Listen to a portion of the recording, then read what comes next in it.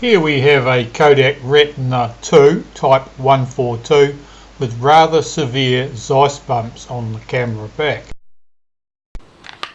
I'll see if I can get this leather peeled off.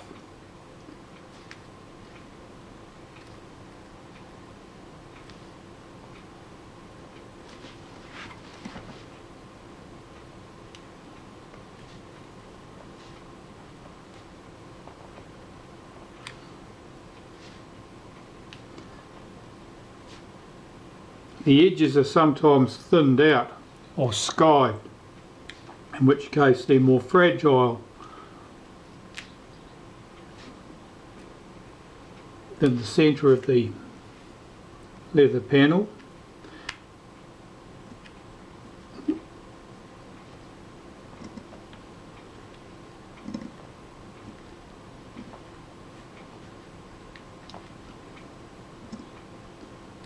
The leather is very well stuck.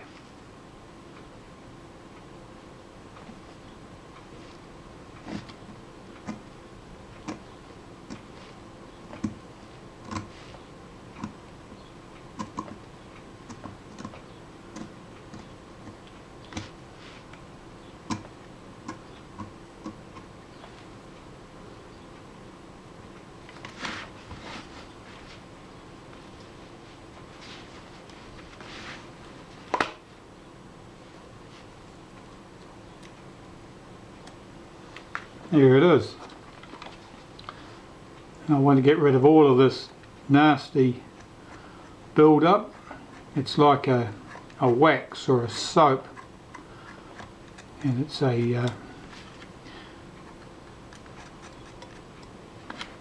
corrosion product, presumably from the chemicals in the tanned leather and the dissimilar metals that we have here. The hinge will be chromed brass, the rivets will certainly be brass, and the body is aluminium. And I want to pop that to one side. I want to see if this is screwed on or riveted on.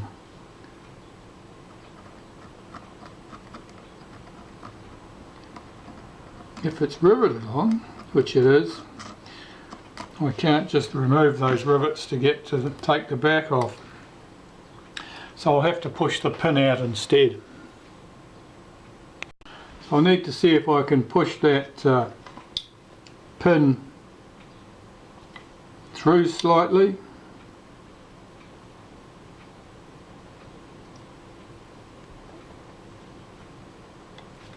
The hinge has been a bit pushed in at the top, so I can't actually get to that.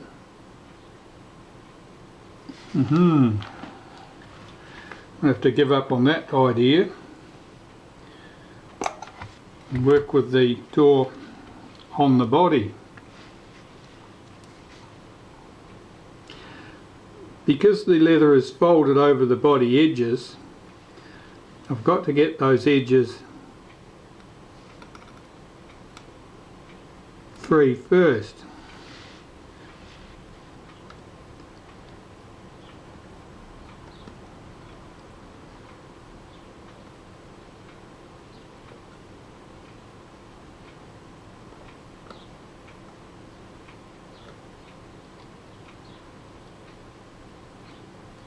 You can see where there's a cut in the leather at that point to allow it to mitre the corners, to allow it to fold up neatly. The leather on the back here is much thinner than that leather on the front panel, which means it'll be much easier to damage.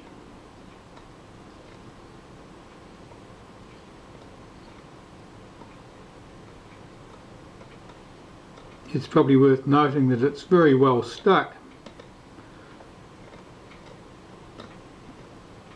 There's no generalised corrosion on the aluminium door. If there'd been a general corrosion over that surface, the corrosion would have effectively released the glue. But that's not the case.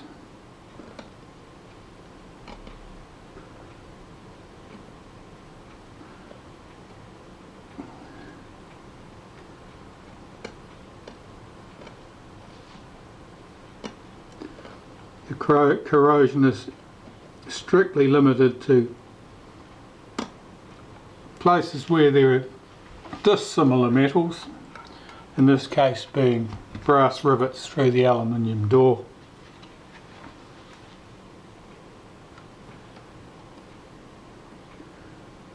Well, this would be like watching paint dry, so I'll bring you back once I've made some progress.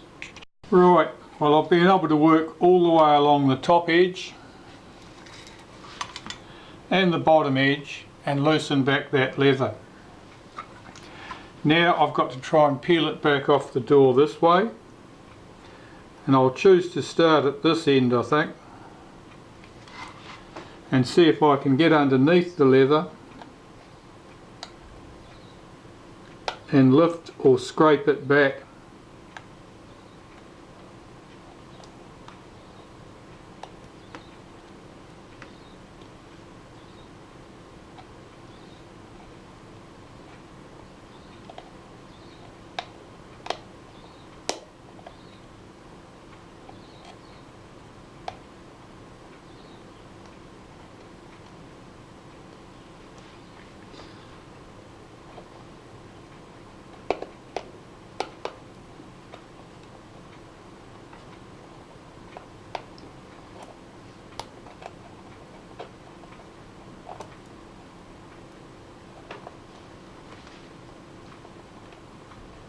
There's a large lump under here, so I expect that that piece should peel back fairly easily if I can get back to it.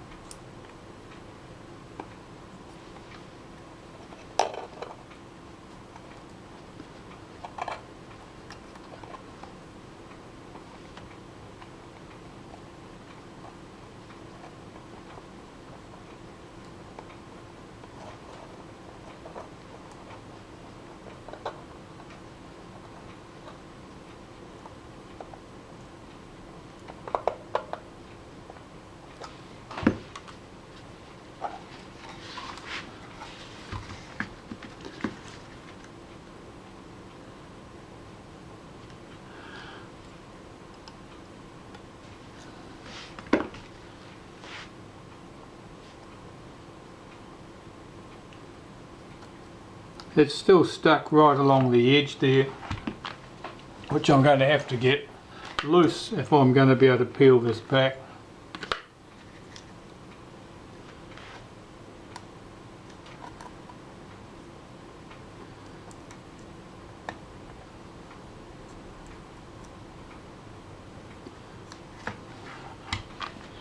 I'll bring you back when I've had some more success. Well, about 20 minutes later I've got to this stage. I've still got to get this last piece of the leather off, and then I can start cleaning the leather, hopefully shrink back those extremely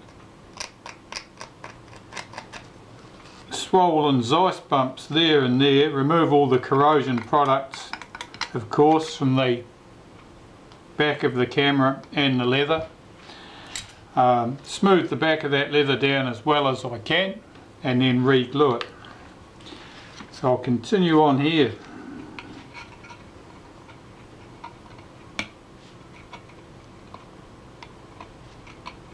I'm working right on the corner now where that folds over the aluminium body.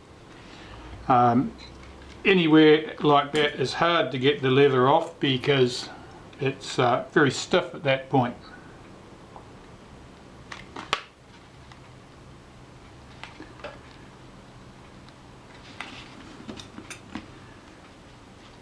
And that makes it prone to tearing.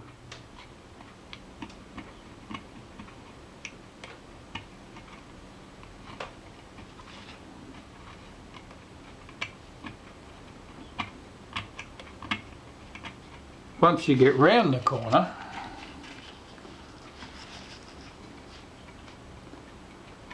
it's comparatively easier to deal with.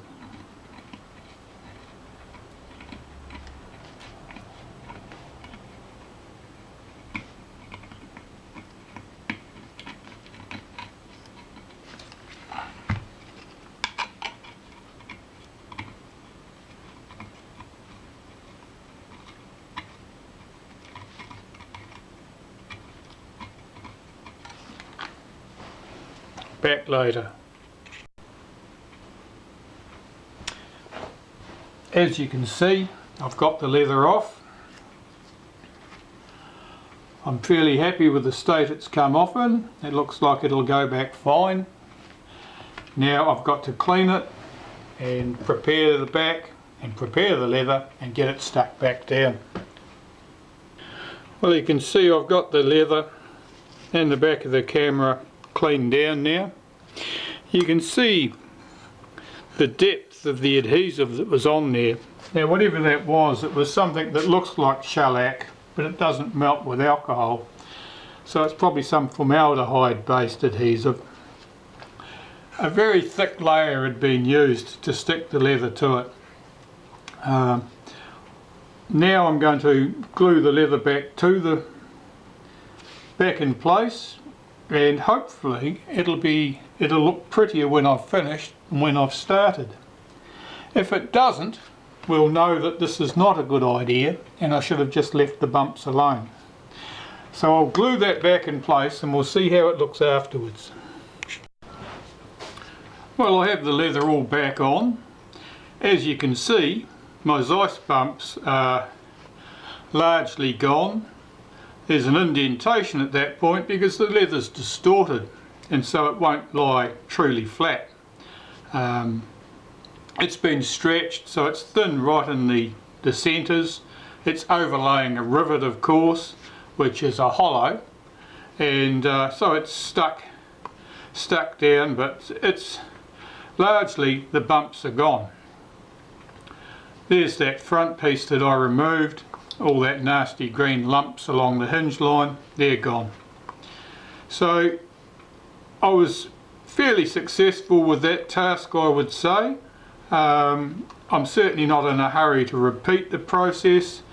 It's probably took me at least an hour to achieve that, and that's a lot of bench time for something as simple as removing and replacing a piece of leather.